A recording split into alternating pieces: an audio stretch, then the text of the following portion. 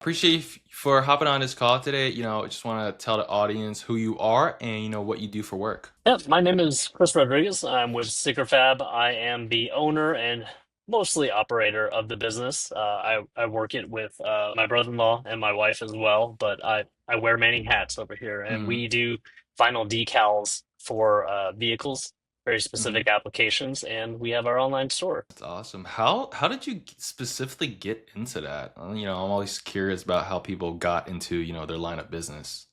Ooh, that's a really long story, honestly, but I'll try to simplify it a little bit. I was in the Hmm. military. I got out, and a friend was doing some aftermarket car parts store, and he had someone that was doing vinyl graphics and whatnot. Hmm. Unfortunately, for personal reasons, they had to let him go, and all of a sudden, I was like forced to do vinyl and make it for to fill existing orders on their site. And I told the Hmm. owner, man, if I ever leave this place, I'm going to buy myself a vinyl machine. And I did leave, Uh-huh. and I just started this business, and I had a full-time job, and I would sell it back to them Hmm. primarily.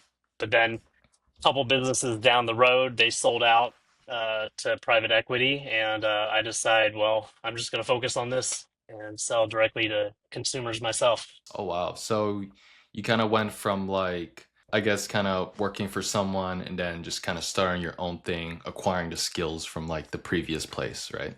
Exactly. Yep. Oh wow, that's And awesome. just expanding on that. So we do Uh-huh. a few more other things now. We have full color printing. We have a CO2 laser, and Hmm.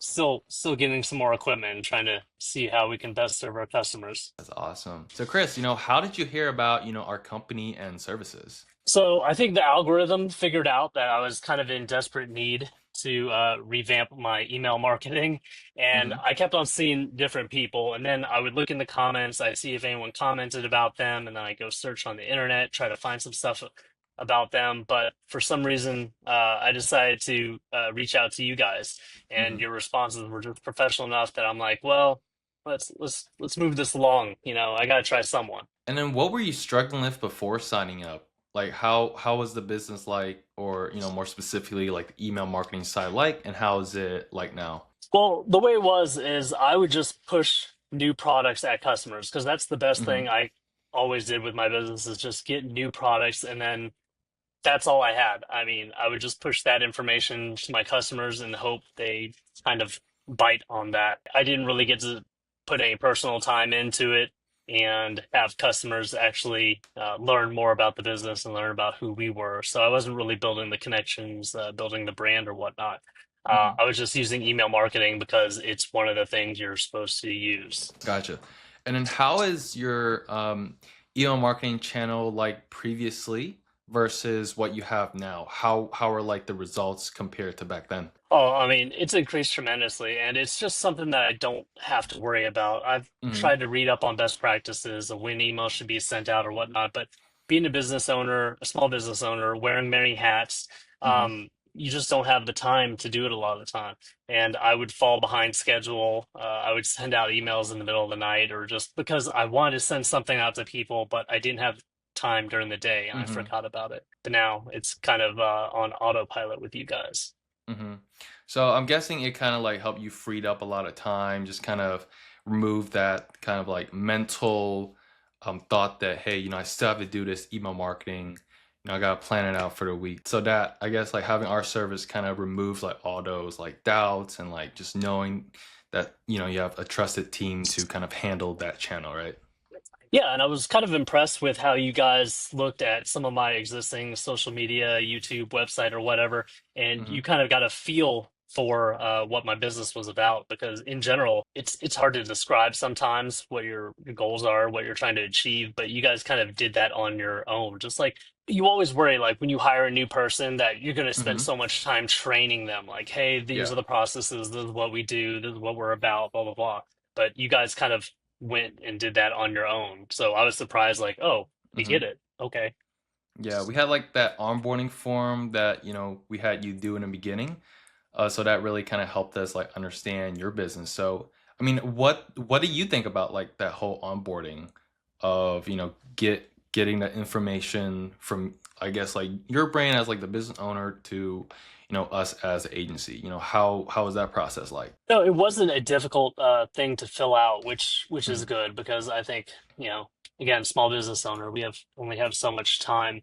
But I think you guys really ran with that. And I saw it once Mm-hmm. the emails started coming out. I mean, it's one thing to answer a few questions and just regurgitate that, but I think you guys found Mm-hmm. a deeper understanding of the company. I think with time that'll just progress even more. So it's good. Mm-hmm. Yeah.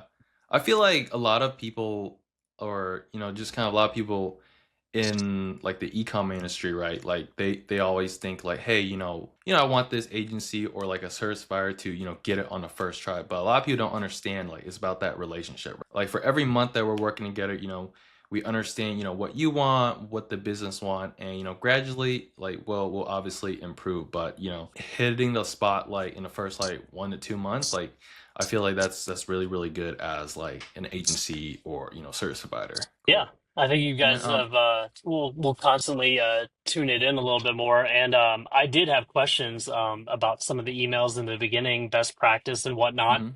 And I love that feedback. I expect you guys to be the expert about it. I just want to throw ideas and like, hey, Yep. maybe that is a good idea, or maybe it's not, and understand why. So that's cool. Are you able to like touch a little bit more about like the specific revenue numbers? Talk about like the trip percentage. You still there, Let's Chris? see.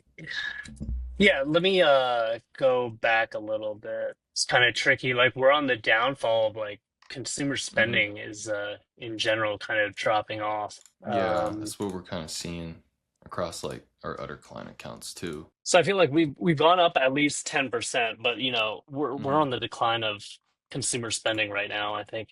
hmm With the tariffs and everything, we had to drop a Yeah. lot of our drop shipping.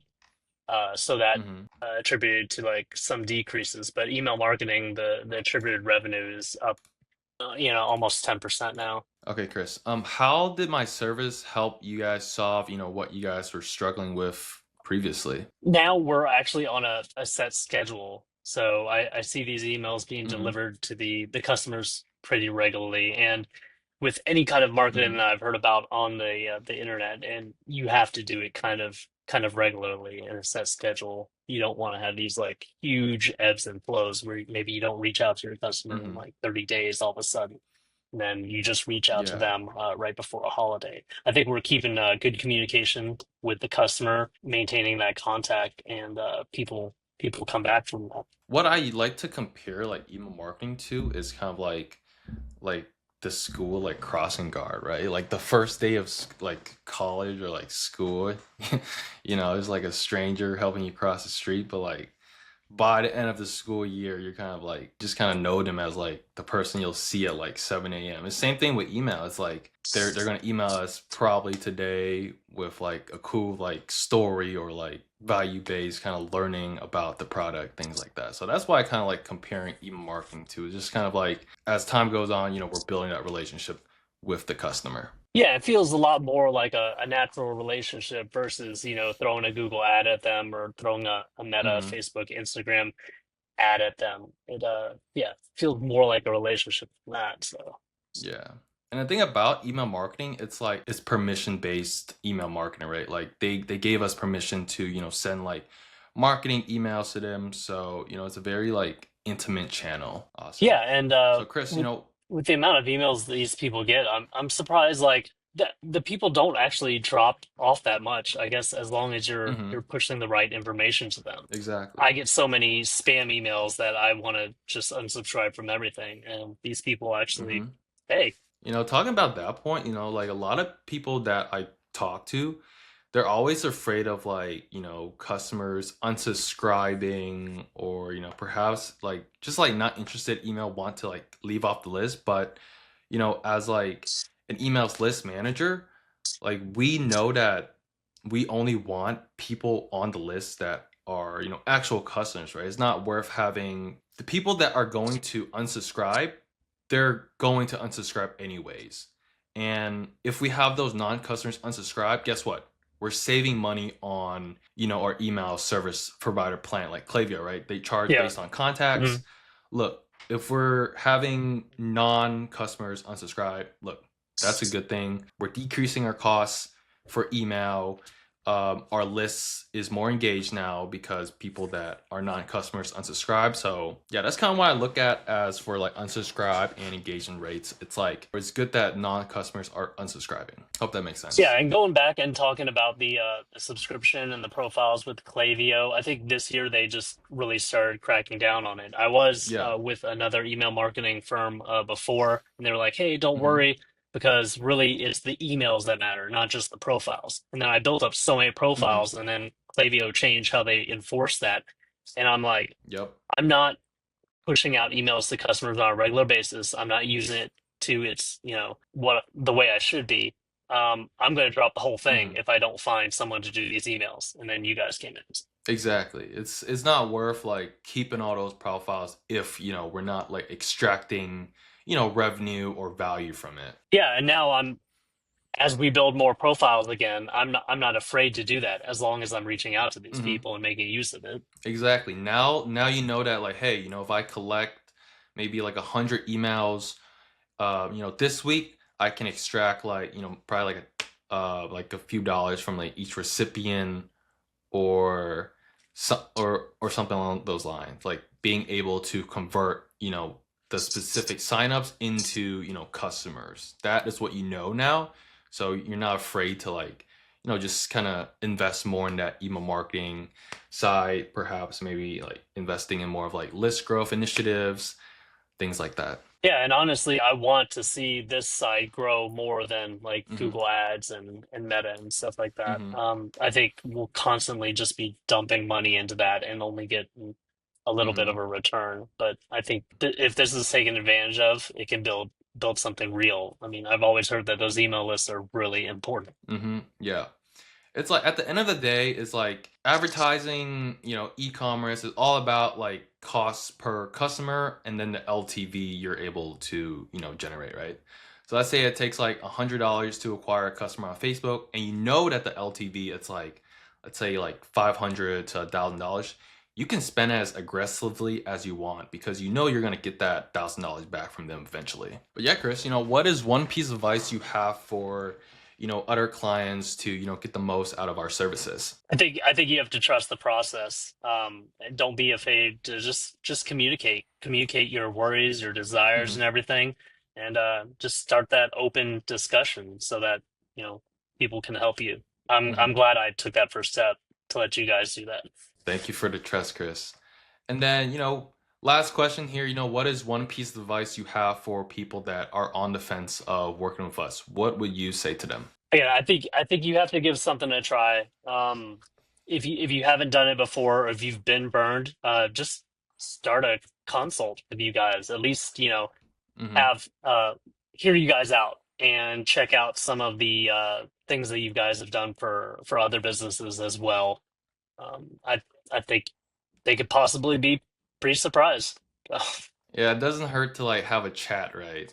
Like that's what I always tell people. Like, hey, it doesn't hurt to get like a second opinion on something because, I guess I was trying to say like kind of getting like a second opinion. Like as a business owner, it's always good to like get like different options from people and then obviously bring all those opinions together and kind of forming your own. Yeah, and I think maybe one of the reasons why I was scared about having a firm, because you're billed monthly, where I Hmm. spend so much money every day on like Meta ads and Google ads, just every Hmm. single day.